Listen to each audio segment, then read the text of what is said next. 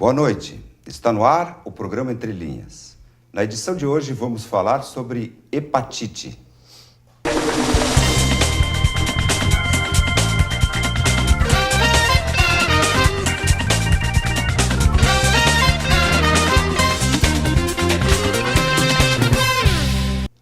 Converso hoje com Nilce Laval, enfermeira epidemiológica, e Valdirene Bedinotto, assistente social do SAI, Serviço de Assistência Especializada, aqui de Lajeado. Boa noite. Boa noite. Sejam bem-vindas. Boa noite.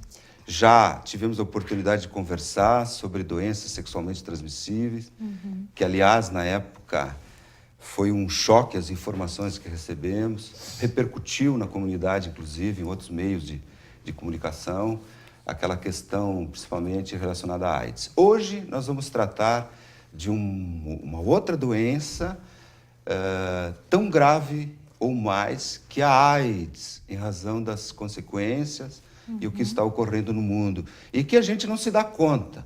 Ao me inteirar do tema, fiquei muito preocupado com ele, portanto, é de suma importância o que nós vamos transmitir ao nosso público hoje. Hepatite. O que é hepatite? Bom, a hepatite, na verdade, é uma inflamação no fígado. Ela pode ser causada por diversos fatores. Uso de medicação, uso abusivo de álcool e também as hepatites por vírus, que a gente chama que são as virais, que é o foco da gente estar conversando hoje. Existem tipos de hepatite? Sim, tem vários tipos. Existem as virais, seria o quê? Que a gente mais conhece, as mais comuns. A hepatite A, a hepatite B e a hepatite C, que é o que a gente mais tem conhecimento, que mais tem incidência no Brasil e no mundo, de certa forma. Até existem outras letras, mas que não vem ao caso por não ter tanta gravidade, né? A, B, C, você falou, existe Isso, D, tem E, a F, D. G, enfim, mas que não, pela situação da consequência para os humanos, não é necessário a gente... Na verdade, a D, por exemplo, a D ela é muito endêmica na Ásia e na África, ela não é comum no Brasil, então não é uma coisa interessante. A hepatite E, na verdade, para a gente poder contaminar-se com ela, é necessário a gente ter contraído a hepatite B primeiramente. Ah, é uma consequência. É uma consequência. Para te ter, tu precisa de um vírus para te conseguir contrair o outro. Então, alguém que se infectou com a B pode se infectar com a... Com a E. A E. E isso agrava a situação. Sim, agrava muito. Mas mesmo assim, uma pessoa que teve hepatite A, ela pode pegar a hepatite B, porque o vírus é diferente. E as consequências e os danos que eles causam ao fígado também são diferentes. Diferente. A consequência final para o fígado são... Que doenças pode gerar? Bom, ela vai desde uma forma aguda, que a gente diz que o paciente, o famoso amarelão, que a gente fala, o paciente fica amarelo, fica ictérico, e aí tem que fazer uma dieta com restrição de alimentos e álcool, e é uma coisa temporária.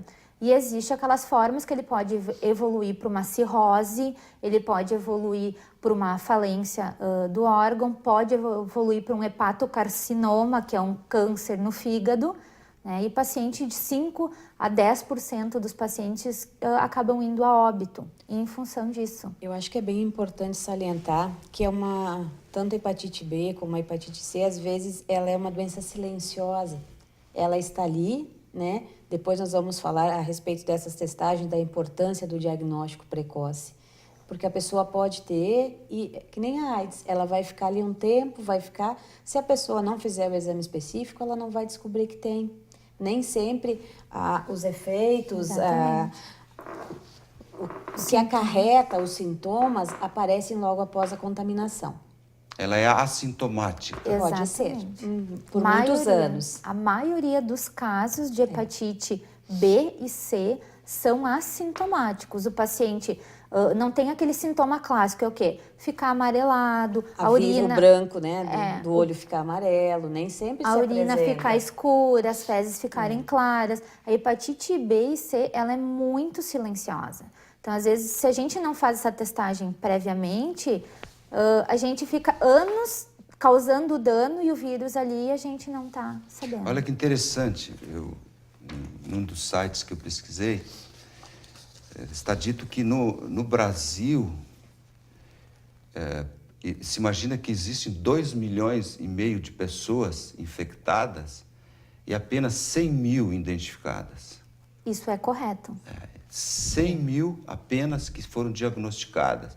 Portanto, há em tese 2,5 milhões de brasileiros Que não estão se tratando. que não estão se tratando e que sequer sabem que tem essa doença. Você falou medicamentosa. Nós vimos viral. Isso, Nós vamos ver em seguida como se transmite a viral. as virais. E a medicamentosa é por tomar alguns medicamentos. Isso aí. Tem algum medicamento especial que poderia Não temos. ou não é interessante? Não, na verdade não existe, porque tu pode tomar, tu fazer uma hepatite, qualquer medicamento que a absorção seja no fígado, ele pode causar. Ou pode ser pelo uso excessivo, ou mesmo uma reação do organismo propriamente. Então, não existe assim, os anti-inflamatórios, pode ser um anestésico, pode ser um antibiótico, desde que a absorção dele seja a nível hepático. Só que daí, nesse caso, cessando o uso da medicação, a probabilidade é que melhore. Então, vai ser identificado como uma hepatite medicamentosa, se suspende a medicação e não tem todas as lesões de uma hepatite viral. Exatamente. Que ela aquela ali se suspende. Eu fiz essa observação porque para que as pessoas se dão conta de não se automedicar e ficar tomando analgésico, principalmente. Tem muita gente que toma diariamente. O medicamento é uma droga também, Então, que tem que cuidar. ser usada. Por isso que eu fiz o destaque do medicamentoso. Existem os analgésicos em gerais, que foi dito que eles se processam no fígado. Exatamente. E vão paulatinamente ali causando uma lesão. Então, a importância de não ficar tomando sem necessidades remédio pode levar a essa lesão grave. Se tem dor crônica, tem que ver a causa e tratar corretamente. Exatamente. Quanto aos sintomas, a gente mais ou menos já falamos sobre que assintomático, a B e a C. E a A? A A, na verdade, ela é um pouquinho diferente, que a gente diz diferente porque a hepatite A é uma hepatite que a gente não é comum. O último caso que a gente teve foi em 2010, em Lajeado, porque é aquela que a gente pega o contato fecal-oral, que é onde não tem saneamento básico adequado, água parada, pocinha de água na rua, que a criança vai lá brincar, um alimento contaminado. Então, ela já se baixou muito os índices, tanto que em 2010 foi o último caso que Lajeado teve diagnosticado de hepatite A. Os sintomas é o mesmo, só que ela tem uma forma aguda. Logo já aparecem esses sintomas da pessoa ficar amarelada, de ter a urina ficar escura e as fezes claras. Então, logo se procura, não tem um tratamento específico, a gente só trata o sintomático. O que é o sintomático?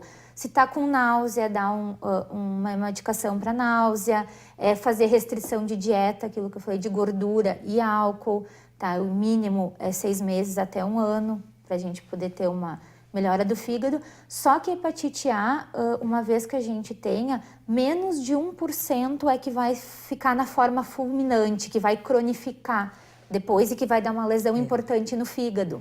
Então, assim, ela é um pouquinho diferente da B e da C, que a B e a C são ela não mais... é assintomática, né? Ela Contaminou, tem sintomas. Ela tem o sintoma, e só que também ela não cronifica e não dá uma forma fulminante da doença. Ou seja, ela não é tão agressiva quanto as hepatites virais B e C. Exatamente. Mas uma doença séria igual, né? Igualmente. Que precisa de um acompanhamento por tempo até ela evoluir bem, né? Essa pessoa vai passar por um bom tempo em acompanhamento médico. O fato, eu achei interessante que você citou que o último foi em 2010, é isso? Mas o fato das enchentes periódicas aqui de Lajeado, eu imaginava que tivesse como consequência uma maior incidência desse Porque, tipo. na verdade, tu tem que ter alguém contaminado no ambiente que vai expelir para daí contaminar outras pessoas. Né? Uma outra forma, agora esse ano a gente também iniciou com a questão iniciou recentemente a vacina da hepatite A para crianças de 1 a menores de 2 anos, que vão fazer na rede pública. Mas, assim, muitas pessoas perguntam por que fazer se a gente não tem muito no Rio Grande do Sul a hepatite A. Realmente não temos, mas se a gente pegar o norte, o nordeste do Brasil, a gente tem muitos casos de hepatite A ainda. Então, é muito importante para a gente a vacinação em função da gente não tá protegido na questão de quem viaja para lá. Ou até das poder pessoas trazer, que vêm para cá. Pra cá, de trazer.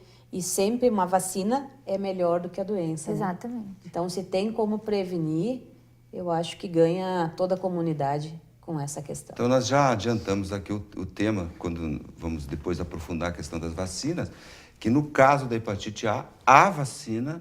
Isso. Há campanhas também para isso? Ou não necessariamente? Na verdade, ela entrou na rotina, não foi feita uma campanha específica, porque ela entrou na rotina para crianças de 1 a menores de 2 anos de idade. Entrar na rotina vai dizer, toda vez que a criança for numa unidade de saúde com a carteirinha de vacina e tiver essa idade, ela vai ser vacinada. A rotina dos serviços agora é vacinar contra a hepatite A. Contra a hepatite A. Pois bem, vocês... Eu vou deixar um questionamento para o segundo bloco, para o nosso público. Você sabe quantas pessoas morrem no mundo por minuto em razão da hepatite? Aguarde. Retornamos em seguida com a resposta.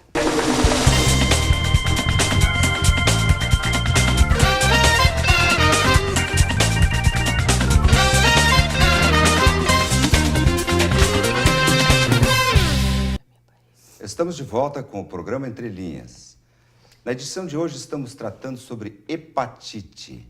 Contamos com as presenças da enfermeira epidemiológica Nilce Laval e da assistente social Valdirene Bedinotto. No final do bloco anterior eu deixei no ar uma pergunta, um questionamento para o nosso público. Quantas pessoas morrem no mundo em razão da hepatite por minuto? Então, eu fiz um cálculo aqui com base no seguinte. Segundo a Organização Mundial da Saúde, as hepatites A, B, C, D e E matam tanto quanto a AIDS. São 1,4 milhão de vítimas ao ano. Do total, 90% tinham as modalidades B e C, responsáveis por 2/3 dos cânceres de fígado no mundo. Então, 1,4 milhão por ano são 3.835 mortes, óbitos por dia, 159 pessoas por hora e 2,66 pessoas por minuto.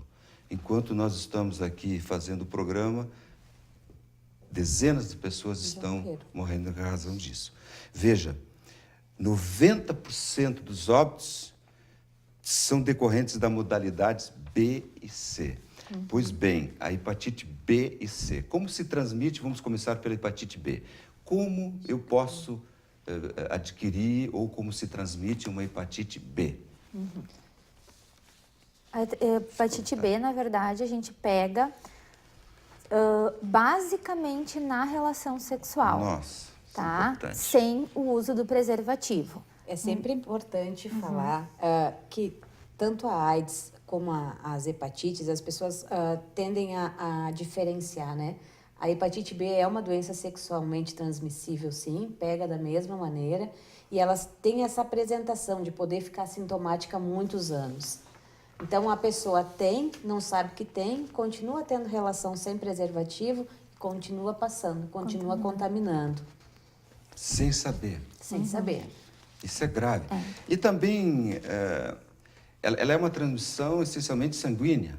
Também pode ser sanguínea. A hepatite B, a maior parte dos casos, ela é transmitida na relação sexual. Daí mas pode... esperma e secreção vaginal. Isso, mas pode pegar através de sangue. E daí a gente diz o quê? Que as pessoas acham, fiz uma cirurgia. Não é isto.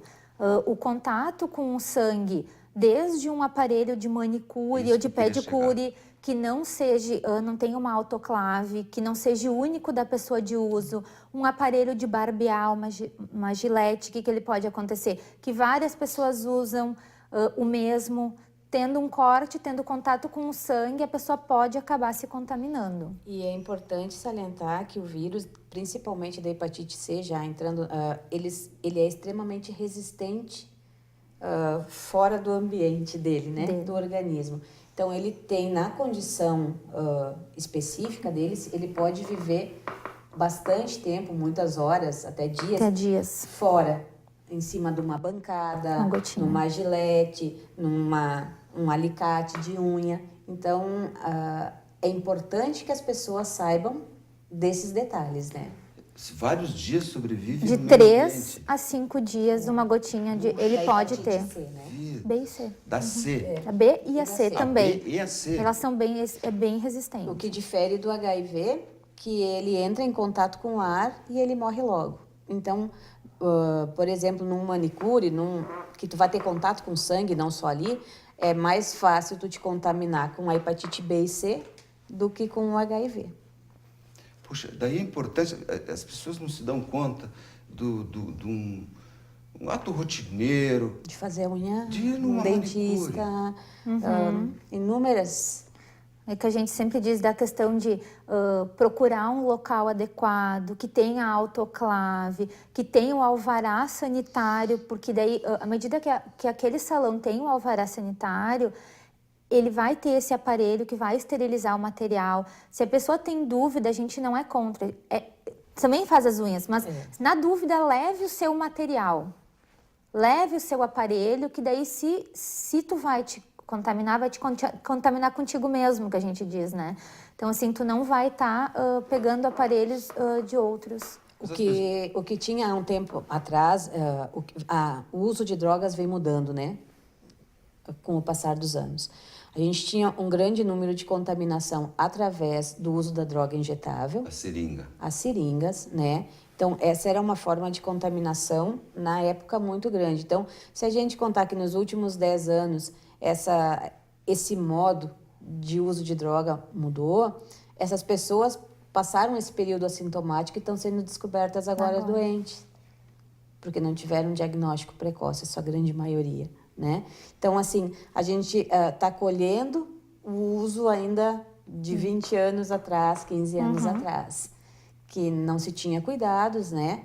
Então, isso foi uma forma muito grande, né? O sangue é direto, a contaminação, daí tanto para hepatite B, como hepatite C, como HIV, sífilis, qualquer doença, né? Porque é sangue com sangue direto. Né? A única diferença da hepatite B para C na transmissão é que a C dificilmente a gente pega na relação sexual, é menos de 3% dos casos. Mas também transmite. Também transmite. Um número bem menor. A C, só que a C é muito, é isso que a Val falou, é muito contato com o sangue, pelo uso de drogas, a gente está colhendo agora a droga injetável, mas daí a gente tem que lembrar também que existem as drogas inaláveis, existem os canudinhos, existem os cachimbos. Isso, que e o cachimbo também, né? Resseca o lábio e aí pode fazer uma fissura, se tu compartilha o cachimbo, tu pode estar te contaminando também. Quem usa cocaína que inala também, porque dá sempre uma lesão na mucosa da narina. Nariz. E acaba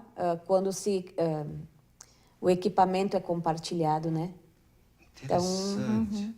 Veja, eu imagino que se ele fica 2, 3, 5 dias, uma pessoa que usa droga e tem uma lesão no lábio, no nariz, fica ali não sei o que usa, mas enfim. Sim. É gravíssimo. Então, não só a seringa, eu imaginei que tivesse sido... Porque o Estado me parece a que... A seringa, ela tem, digamos, uma porcentagem muito grande de contaminação, porque é direto. Maior. Tu vai injetar dentro do teu organismo, direto no sangue. Mas não que os outros não tenham também, porque se eu vou fazer uma lesão na mucosa da boca, do nariz, e eu vou estar com um material contaminado, a minha chance de contaminação também é grande. O Estado ainda oferece, eu acho que, veja bem, eu faço a pergunta porque ignoro isso. O Estado oferece seringas hoje? Existe ainda gratuitamente? o programa que a gente chamava da troca das seringas, né? Que começou com a redução de danos, né? Há alguns anos atrás.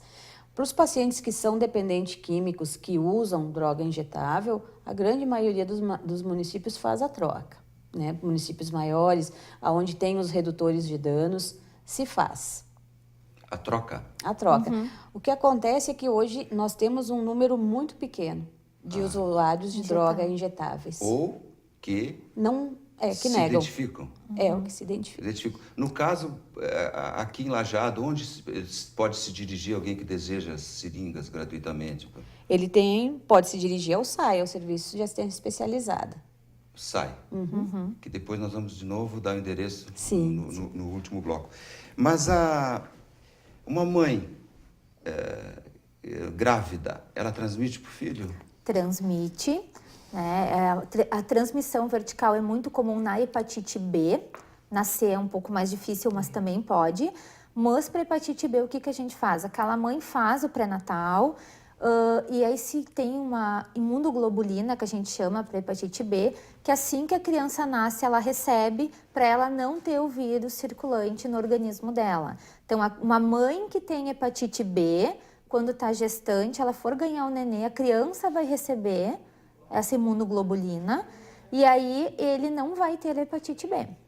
Então, a importância do pré-natal, do acompanhamento dessa mãe, dessa gestante. Se ela tiver hepatite B, tem os procedimentos padrões. Se ela tiver HIV, tem os procedimentos padrões. Tudo para quê? Para prevenir essa criança. A gente tem que trabalhar sempre na ótica de evitar a transmissão vertical de qualquer doença, seja de sífilis, hepatite B ou HIV. Quando vocês falam vertical, eu entendi. Mãe para filho. Mãe para filho. Exatamente. Vertical, de cima para baixo. Isso aí. E o parto tem que ter um cuidado especial também para as mães grávidas portadoras? Não necessariamente, porque ela já usa a imunoglobulina. Na questão da hepatite, não. A criança usa imunoglobulina, não tem problema nenhum. Uma coisa que é no HIV, tem todo um procedimento diferenciado. Uma coisa que é importante só a gente falar da imunoglobulina, que independente onde ela faz o pré-natal, seja rede privada ou pública, essa é uma medicação que vem gratuitamente. Essa medicação só é conseguida via Ministério da Saúde e via Estado. E a amamentação? Normalmente essa amamentação é restrita e aí vai depender do caso. Do caso ou tipo? HIV, Isso aí. Ela é contraindicada. Pois bem, eu acho super importante saber como fazer o diagnóstico. Mas isso nós vamos deixar para o próximo bloco. Entre Linhas retorna em seguida.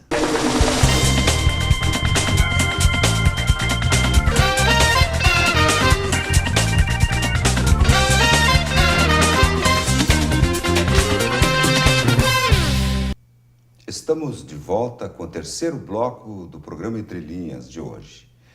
O tema que estamos tratando é hepatite. Bem, já vimos os tipos, sintomas, como ocorre a transmissão. Importante ressaltar que as mais agressivas das hepatites virais são a B e a C, e se transmite principalmente a B sexualmente. A gente viu, são vírus muito fortes, sobrevivem no ambiente por 3, 4, 5 dias. Então, tudo isso estou ressaltando da importância de se prevenir e, principalmente, também se saber, e como ela é assintomática, que a gente viu no primeiro bloco, ou seja, muitas vezes a gente não tem sintoma algum, mas é portador do vírus, sem sintoma algum, mas eu sou portador, e ele pode vir a se manifestar lá na frente. Então é importante fazer o diagnóstico. E aí, como é feito o diagnóstico? A gente vem falando muito em diagnóstico precoce, né? E isso que seria o ideal para toda pessoa. Desde o ano passado, as unidades de saúde do município contam com as testagens rápidas para HIV, sífilis, hepatite B e hepatite C. Quando a gente brinca o conjuntinho dos 4 exames, em 30 minutos a pessoa tem o seu diagnóstico. das 4 doenças. Então, isso veio acrescentar muito, acrescentar em números de casos para o município, porque está se descobrindo justamente esses pacientes assintomáticos, que não têm sintomas, que nunca apresentaram, que vêm fazer ou por indicação médica, ou porque a pessoa simplesmente quis fazer, ela não precisa ter prescrição, basta ela querer fazer em qualquer unidade. Não é necessário jejum, é uma picada digital na pontinha do dedo, com 2 gotinhas de sangue se faz as 4 testagens. Os testes todos validados pelo Ministério, é importante falar da seriedade também desse trabalho, de todo o treinamento que foi feito com a rede pública para ofertar isso para as pessoas. E o que a gente vem? A gente vem numa crescente de diagnóstico de hepatites e de sífilis, né? Então, os serviços estão descobrindo muitos casos, e isso que é o importante, a pessoa não adoeceu, não tem sintoma. Então, ela faz a testagem para hepatite B, ela é negativa, ela automaticamente é vacinada. A não ser que ela não queira, obviamente, né? Assim, é ofertado para essa pessoa já a prevenção. Então, ela fez o teste, deu negativo, já tem junto no serviço a vacina, que são feitas em 3 doses. E é importante salientar, né, Nilce, que começou, não adianta fazer uma única dose da vacina, né? Para a pessoa estar protegida contra a doença, são necessárias essas 3 doses. Então, existe todo um trabalho diferenciado que está sendo ofertado de prevenção, né? Então, além da pessoa ter que se cuidar usando preservativo, se for dependente químico, ter o cuidado com o seu material.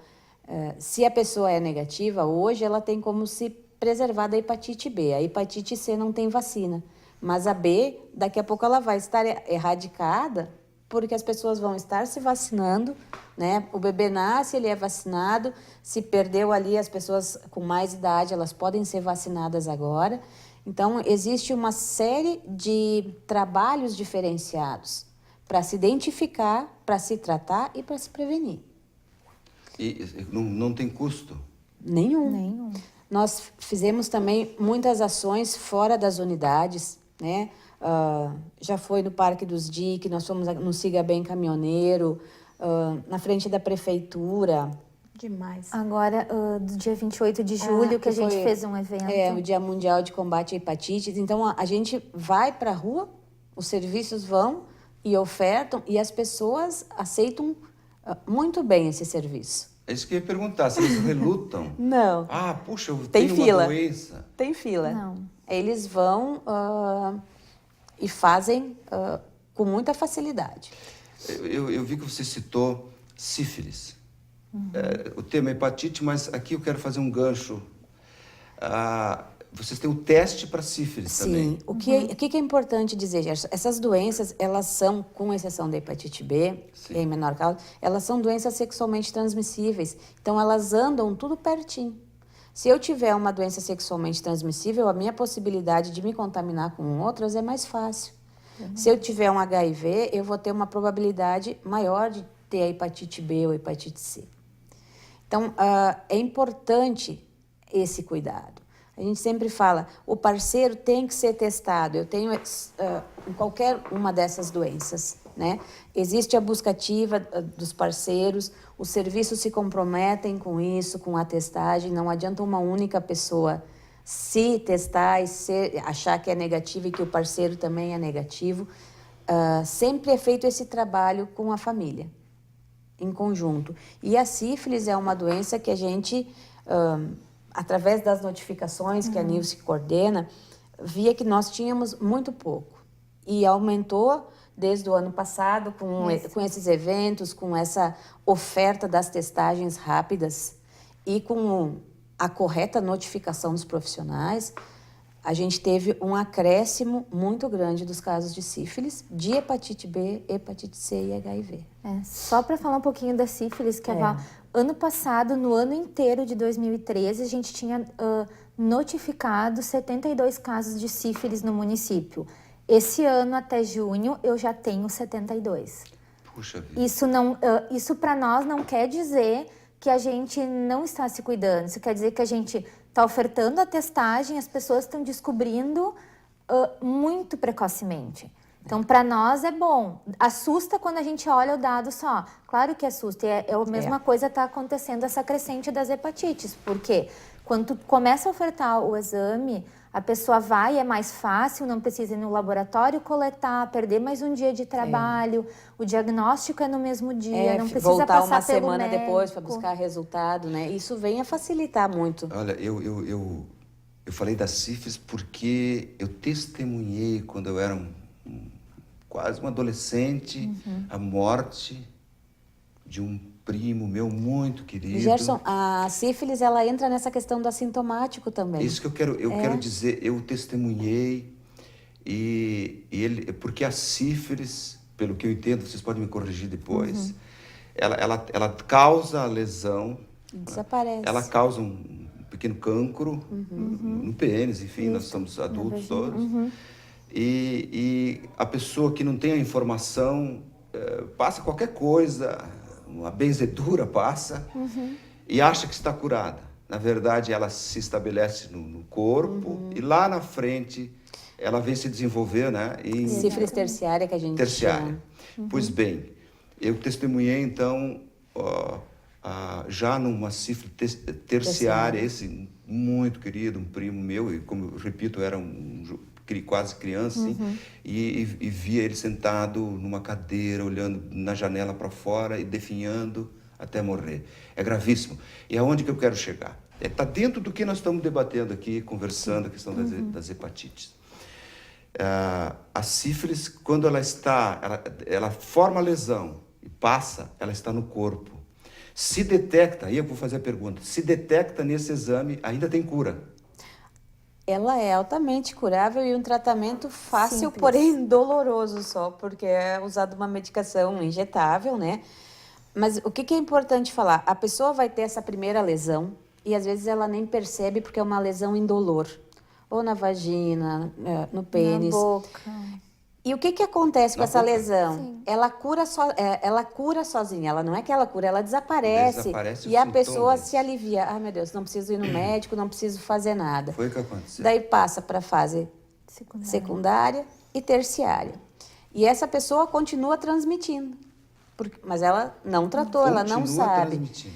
Então, a gente tem pego alguns casos de sífilis secundária, terciária, ainda hoje, em pleno século XXI, né? E ela é tratável, contanto que as pessoas procurem. Isso que é o importante. Teve alguma coisa... Existe todo um aparato, existe enfermagem, existe médicos, inúmeras possibilidades para as pessoas se tratarem. Né? O que acontece? As pessoas têm vergonha. Tudo que tem relação a sexo, a relação, as pessoas não querem saber, né? É importante que as mulheres, na hora também de fazer o pré-câncer, seja ofertado isso. Então, existem inúmeras maneiras dessa pessoa se curar. Deixa eu ver. Desde que tenha conhecimento que possui. E o meio para descobrir se tem hoje está fácil. Exatamente. É gratuito. Está aí o Estado disponibilizando. Uma picada no dedo e 30 minutos a gente já sabe o diagnóstico. E o tratamento é disponibilizado também, gratuitamente, na rede pública, né? Então, a sífilis já falou, você já disse, é fácil o tratamento. E também existe o tratamento para a hepatite A, que a gente já viu que é mais tranquilo. Para a B existe e para a C existe. Também. O serviço de hepatite está junto com o serviço de HIV. Exatamente. Existe todo um acompanhamento com o médico gastro e, quando há necessidade, o uso da medicação que é disponibilizada. Também disponibilizada, Isso. gratuitamente. Basicamente, o que se faz?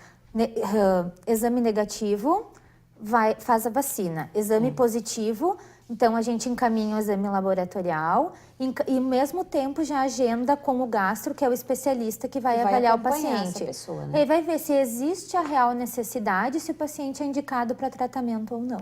Puxa, quer dizer, a coisa está bem organizadinha que... Não tem fila de espera, não. O serviço... Nós já contamos agora o serviço dessa maneira estruturado, iniciou o ano passado, e nós já passamos dos 200 pacientes de casos de hepatite B e C. Quanto aos números de Lajeado e o tratamento em si, nós vamos ver no próximo bloco. Entre linhas, retorno em seguida. Mais ou menos?